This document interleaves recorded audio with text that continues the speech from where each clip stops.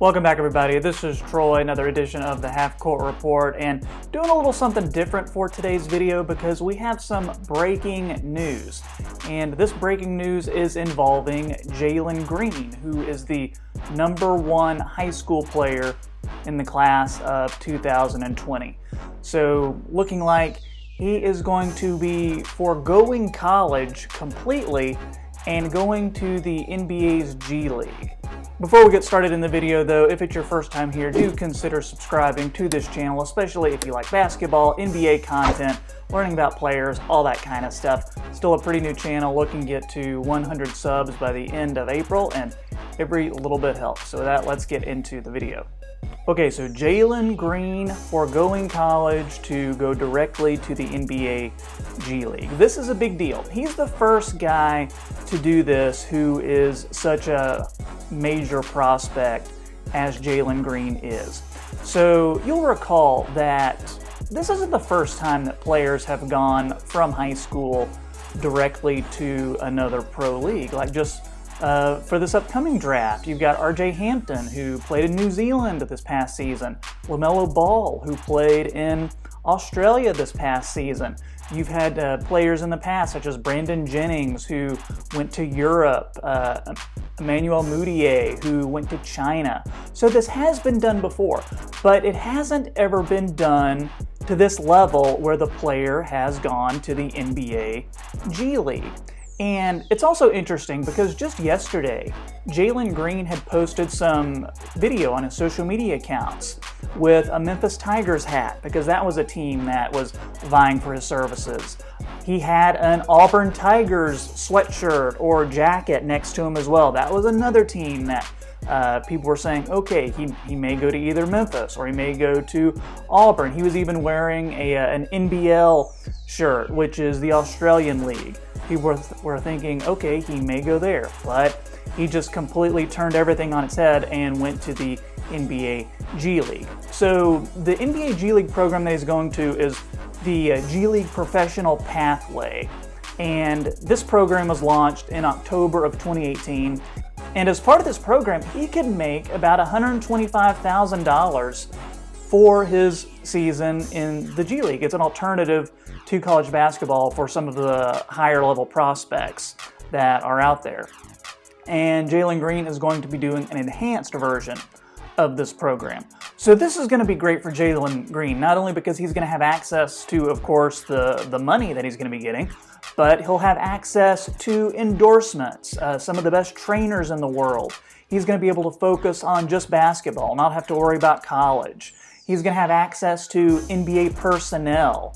And I think he's going to be on the NBA radar a year before other players who are in college are going to be, because they're not going to have that access that he'll have.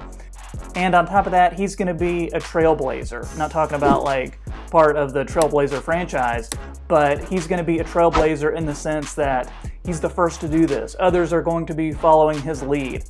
And he's going to be remembered for this really no matter what happens.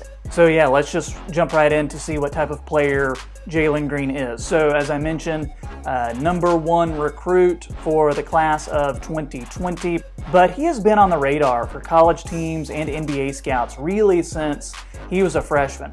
So right now he's about 6'5", 6'6", around 175 pounds. Originally from Fresno, California. His senior year, he averaged 31.5 points, 7.5 rebounds, and 5 assists per game. So he really fills up the stat sheet. He led his team to a 31-3 record. He was named Sports Illustrated All-American Player of the Year. He was also a McDonald's All-American. He was set to play on the Nike Hoop Summit team. Those games were canceled due to the virus that we've got going on, but this is a really high-level player. He really checks all the boxes as far as what you would want in a prospect. He has the elite athleticism. He has a level of playmaking. He has the shooting. He can finish at the rim. He's a can't-miss prospect. If you look on YouTube, some of his dunks are just insane. The way he attacks the rim is unbelievable. He's got such a quick first step. He's a great slasher to the hoop.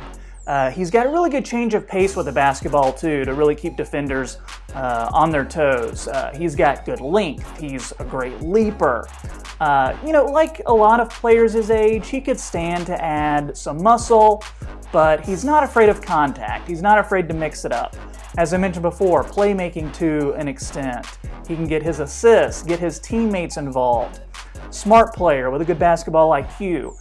For instance, when he gets double teamed, he's good at finding the open man, setting the teammates up.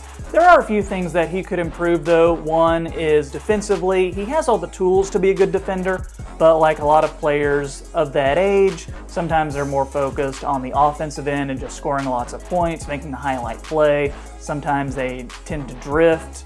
Some plays don't give it their all the entire game. So he does need to learn to play on both sides of the ball. He needs to get better at going to his left. Teams are already planning for that, trying to take his right side away so he can take care of the ball a little bit better. Sometimes he needs to make the smart play and not try so hard to go for the highlight play or try so hard to get his teammates involved, because he is the most talented player on the court pretty much whenever he steps out there. He can have bad shot selection at times, especially when he's not able to get to the basket and throw down a big dunk on somebody. So sometimes his shot selection is a little questionable. These are things that are easily fixable, I think. These are things that he's going to learn more and more as he develops. But basically, any draft you look at, he is going to be one of the top 5 picks once we get to the 2021 draft. So this guy has the it factor. He can be the alpha on a team, be the face of a franchise. He comes from a good family. His stepdad was actually high school teammates with former NBA player Deshaun Stevenson. So that's kind of cool.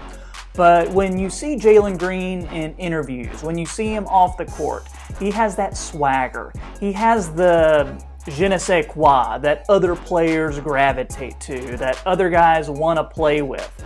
He has that confidence that really draws fans in and makes them interested in who he is, makes them interested in the game. He's already got that built-in social media following that I think is huge from a marketing perspective, whether it's through the G League or the NBA team that he eventually goes to.